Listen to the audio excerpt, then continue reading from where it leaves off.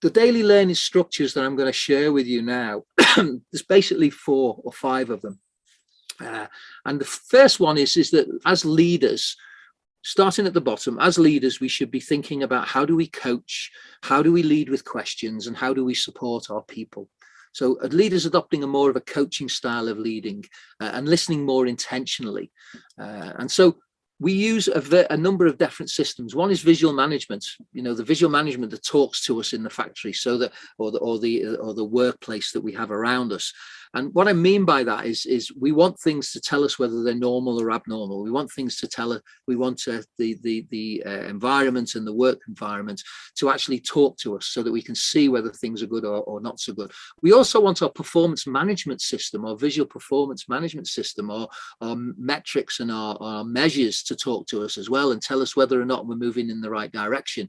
And the whole idea about that is it brings us closer to the teams in their huddles, in their team reviews, or their short interval control monitoring periods, to allow us to understand a little bit more about how those teams are working on their own area, as if they were working on their own mini company. The next area which we can come in contact with our people is around problem solving, but I use the word problem learning, because I actually think as a leader, we should be encouraging more learning about how problems work, not just fixing the problem. Yes, that might get it away, but I want to know, are they developing the capability to analyze things? So when a leader is more interested in how the team got to the countermeasure, this tells the people that this tells the leaders how they're thinking, how they're breaking the problem down, and it also enables them to work more methodically. The fourth learning structure is daily continuous improvement. Now, a lot of companies say, but we can't have improvement on a daily basis because we don't have the capacity or time.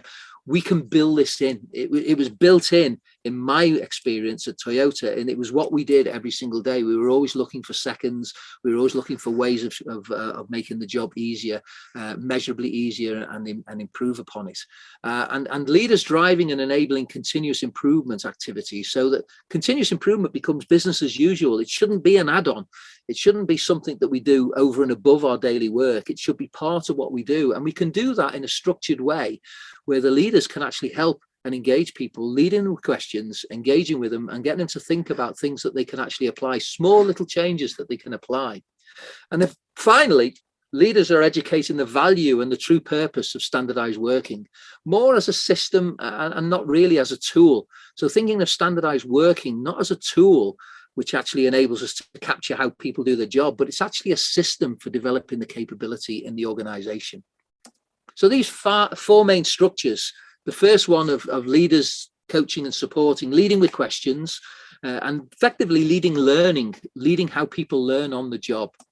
Visual management is about how to set up those teams for successful autonomy, the whole idea so that they can feel confident about managing their own area and their own performance and their own continuous improvements, as if they were managing their own mini company. About how they manage problems, developing critical thinking through the scientific method, becoming more aware of cause and effect in the process that they manage, expanding their awareness and their ability to understand how problems work. Also developing structured daily experiments, so that they are making these small, incremental changes, these micro changes, which is improving measurably how they do their work.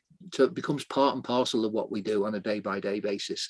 And then finally, capturing that knowledge and learning in the process memory, empowering teams to design their own work and a system for transferring that knowledge into others effectively.